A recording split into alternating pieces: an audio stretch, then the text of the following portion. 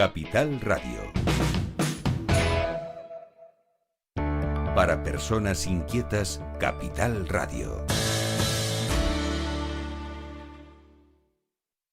El remate, con Miguel Ángel González Suárez.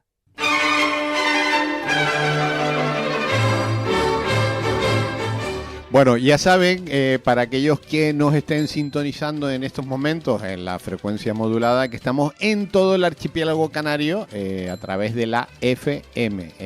Por ejemplo, en Gran Canarias le doy la frecuencia, la 101.2. No les voy a dar todas las frecuencias porque son un montón y es una locura recordarla. Pero si quieren no tener complicaciones, lo más sencillo es coger el móvil.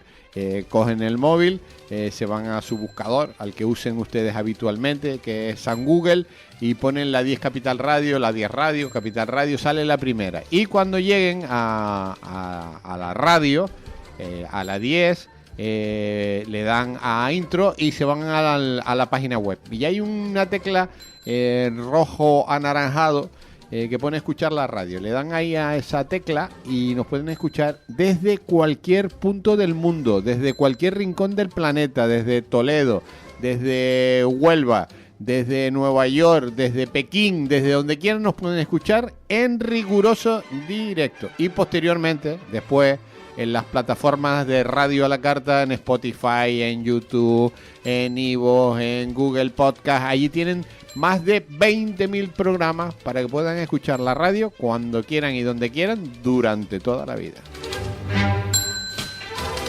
Don Hugo Luengo, buenos días. Hoy no vamos a hablar de fútbol, la semana que viene sí. Hoy no vamos a hablar de fútbol. No. O sea, porque ya te vi con la camisa de las dos estrellas, sí. Y los demás no la podemos llevar. Bueno, hoy no vamos a hablar de... Pues raro, ¿eh? Sí. Raro que no hablemos de fútbol. Pero vamos, hoy vamos a hablar de patrimonio e identidad, que son dos temas que curiosamente la identidad la hemos visto repetida estos días en los millones de españoles que se han sentido identificados con su país. Ya. Pero de eso hablaremos la semana que viene.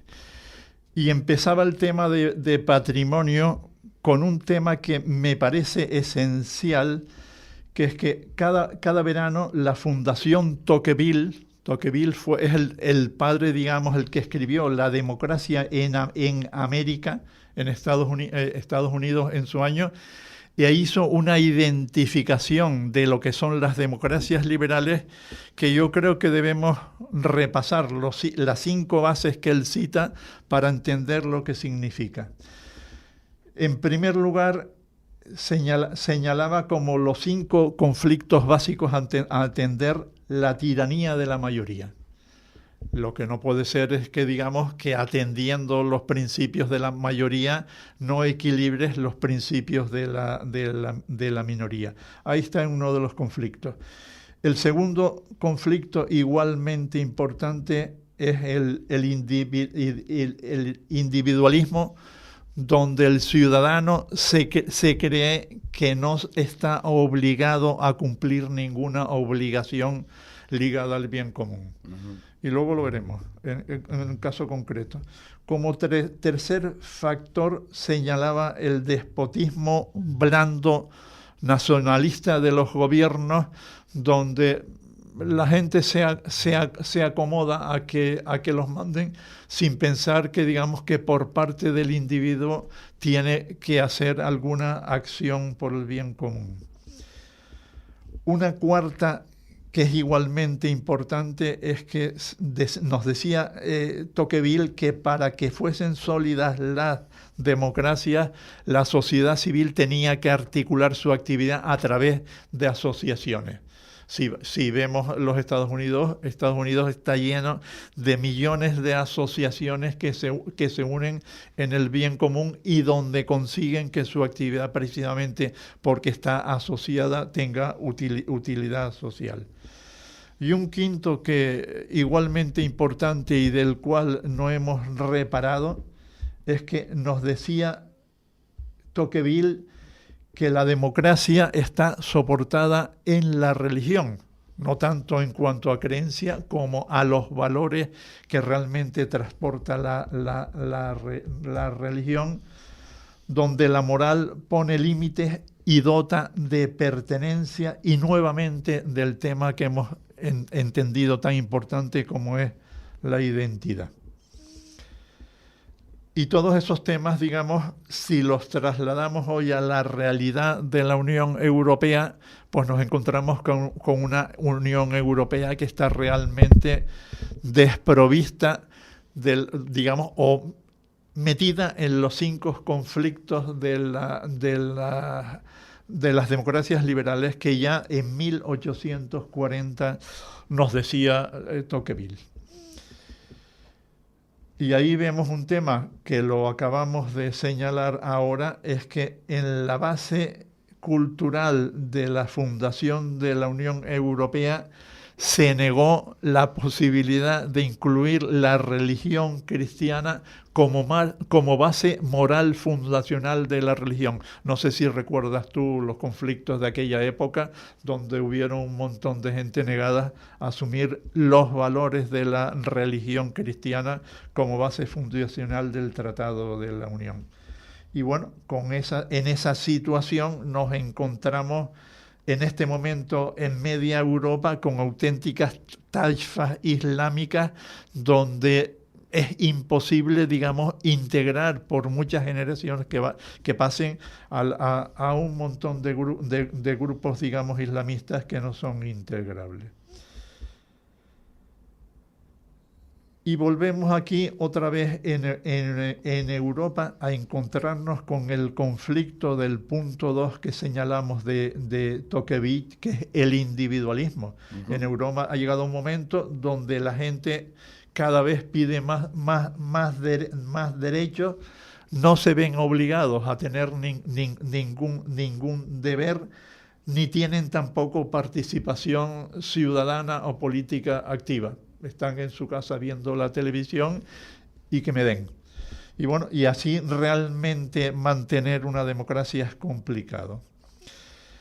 Y damos ahora, porque el tema de fondo que estaba analizando en este artículo, y después descenderemos en detalle, es el famoso monumento a la paz, el monumento a Franco, donde nos encontramos con 2 anticonstitucionales leyes, la de memoria histórica del 2007 de Zapatero y la de memoria democrática del 2022 de Sánchez, que ambas se hicieron claramente contra la ley de amnistía del 77, que es el soporte conceptual de la Constitución del 78.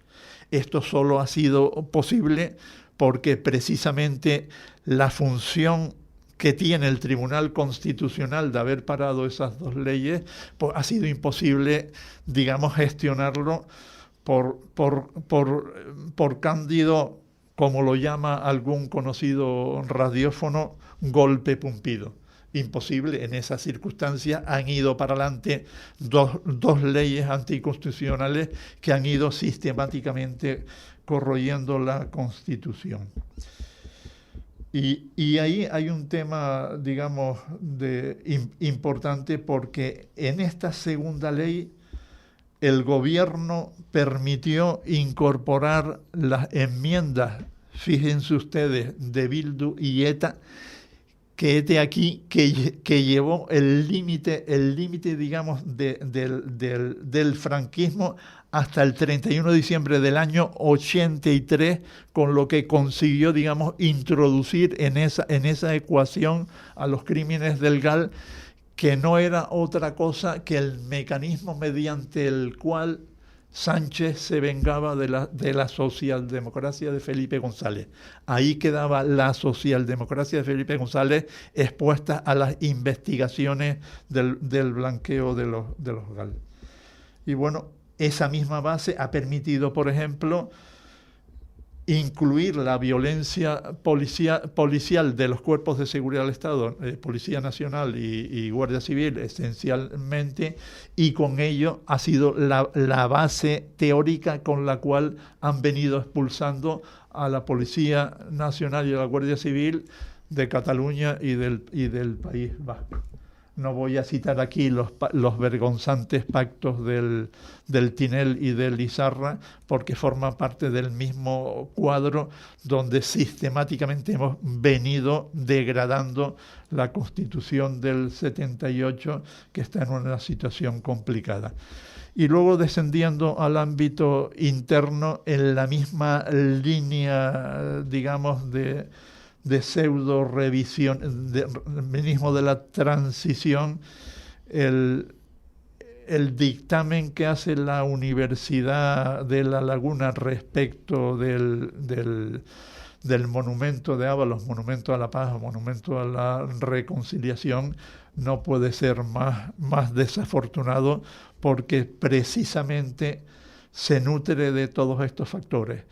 El análisis de la Universidad de La Laguna apela a opiniones reconocidas, como la de Simone Weil, de origen judío, o de Maurice Olbrach, y mientras asumen que sus principios son viables, principios que permitían la resignificación de cualquier monumento, como así es posible con el monumento a la paz, al final el dictamen da un salto en el aire y cae de pie, negando la posibilidad de que el monumento a la paz, el ángel de la paz, pueda ser resignificado. Pero Hugo, yo siempre cuento aquí una experiencia mía. En 2 ocasiones he visitado 2 campos de concentración. Uno en Viena, en Mauthausen, además que fue muy importante. Bueno, viejos campos en Mauthausen, importante para de concentración y exterminio. Y de exterminio. Bueno, ahí está Mauthausen, muy cerquita de Viena, además muy conocido por los españoles, porque hubo muchos españoles en ese campo de concentración. Y después, el más importante que es Auschwitz, que está allí en Cracovia, en Polonia.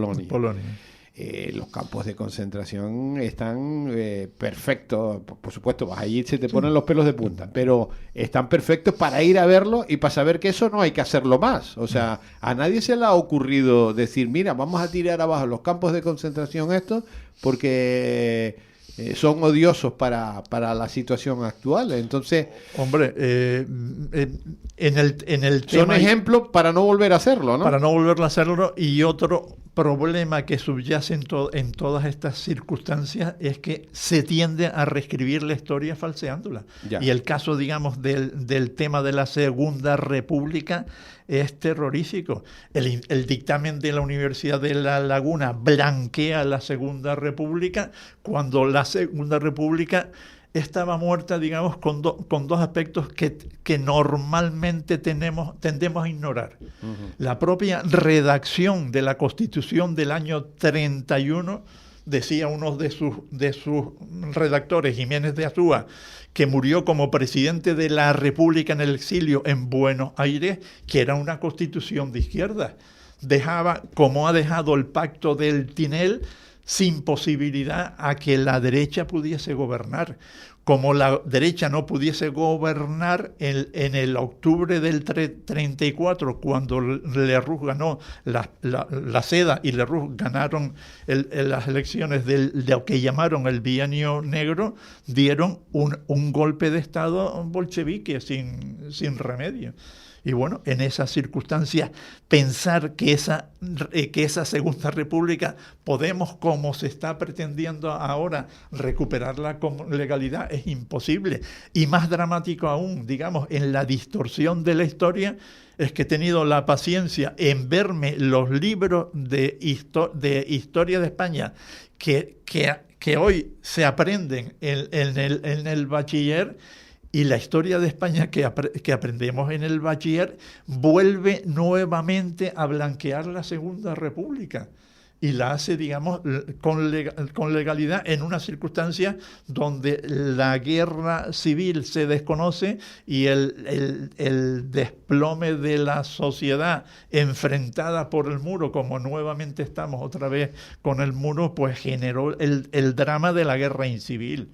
Tremendo. Y eso se sigue estudiando en los libros de bachiller de toda la enseñanza española. Cuidado. Y descendiendo más remotamente, hay un factor que genera ese muro insalvable, que es el odio del Frankenstein, que precisamente en estos momentos da, yo diría, por lo menos preocupación, que precisamente sea Ángel Víctor, el ministro de la memoria democrático, Ángel Víctor. Nuestro ministro. Sí, qué bonito nombre, Ángel Víctor, el ángel de la victoria. Uh-huh. Qué curiosidad. Y se dedica a azuzar el pleito insular y el franquismo en un momento donde su gobierno y él mismo están presos de las corrupciones que mantienen una situación de Estado absolutamente, por supuesto, ingobernable y por supuesto inmanejable. Y luego hay elementos menores, pero que yo creo que son muy ejemplarizantes de esta situación, que es que cuesta entender, por ejemplo, que la hélice de Canarias haya sido demonizado. Yo creo que nadie sabe qué barco fue el Canarias, pero que se pretenda demonizar hasta la hélice del Canarias es un disparate absoluto. Y luego nos encontramos que esa hélice acaba en el Museo Naval de Gran Canaria, ¿no? Sí, está en Gran Canaria. Curiosidad. Pues esas son las cosas que precisamente, digamos, en Canarias azuzan el pleito insular. Y bueno, y diré, porque tuve la paciencia y en medios ha salido este día, que realmente los menores de 40 años de España, ninguno sabe quién fue Franco. Uh-huh. De 40 años para abajo no saben quién fue Franco. ¿Tú sabes quién fue Franco? Más o menos, pero... Está preguntando a... Sí, al que nos está grabando, que obviamente tiene menos de 40 años. Mis hijos, que ya tienen 30 y pico años, no saben quién fue Franco y por supuesto desconocen el significado de la historia, entre otras cosas porque realmente esa historia ni se ha explicado ni se explica, como muchas otras cosas más. Y bueno, después de eso, digamos, más allá de que el monumento a la paz... ¿Tú qué opinas como arquitecto que eres, Hugo, de ese monumento? A mí me parece que, digamos, que la pieza del monumento a la paz, que no es solo el ángel, uh-huh, tiene el soporte de la fuente y el trasfondo, donde están recogidos los 9 partidos judiciales que hicieron en su tiempo la iniciativa. Hay que decir que ese monumento lo pagó la ciudadanía. 80.000 ciudadanos de aquella época, o sea que es con lo que hoy llamaríamos un crowdfunding, sí, digamos, financiaron la operación. Yo estuve con 8 años en la inauguración del monumento, que estuvimos 4 horas de pie al sol inclemente y casi me caigo. Pero bueno, yo creo que independientemente de ese asunto, en este momento yo creo que por lo menos para mí no es siquiera el que pueda el monumento a Franco, el monumento a la paz, ser un símbolo de paz y de reconciliación, que lo es, sino que es un símbolo de identidad de la ciudad. Eso está claro. Es como la camiseta roja. Hasta hace 2 días nadie se la ponía porque nos lo daba complejo, y hoy te vi en los medios ya con tu camiseta de 2 estrellas. Claro. Y en general todos hemos salido así. Yo, que no soy futbolero, he estado apasionado viendo el Mundial, no solo el español, porque me parece que es un evento que trasciende lo que es los propios países y que expresa la unión, la comunión de todas las naciones en un juego donde obviamente deberíamos de evitar los ridículos que hicieron los argentinos cuando perdieron con toda justicia el Mundial. Que he de decirte, por cierto, que todos los argentinos, que hay muchos que conozco de aquí, están encantados que España haya ganado, porque jugó, por supuesto, mejor que Argentina. Bueno, nos quedan 2 minutos, Hugo. Pues en los 2 minutos, lo que lo que señalo es que tenemos una ley de patrimonio del 2019 que permite el reconocimiento como BIC o como catálogo municipal, lo que es el monumento a la paz, el ángel caído, y que aquí sugiero su incorporación, porque ya de facto lo está en el circuito de la Expo Internacional de Escultura en la Calle 73-74, que fue en su momento un verdadero propuesta por parte de Canarias, cuyo modelo después, digamos, de escultura en la calle se exportó a toda España. Uh-huh. Bueno, pues dicho está. Nos queda la semana que viene el último... La semana que viene nos toca, bajo el título de Tiempo de Cambios, ver, digamos, una situación que, aunque tú a veces te niegas de que esto no camine, estamos en un momento de cambio. Sí, estamos ya en un momento de cambio acelerado, lo comentaremos la semana que viene. Uh-huh. Ya la situación de España no da para más. Han pasado 40 años y el cambio, entre otras cosas, se está produciendo porque ya los nuevos políticos que vienen ya tienen 45 años. O sea que hemos jubilado a los de 70 y ya hemos puesto a los de 45 años, que son los llamados, digamos, a formalizar un cambio que España necesita y exige, y sobre todo los jóvenes. Hugo, hasta la semana que viene, último programa de la temporada, y ya nos vamos hasta septiembre. Que tengas buena semana, un abrazo muy fuerte. Pues tiempo de cambio. El remate con Miguel Ángel González Suárez. Capital Radio.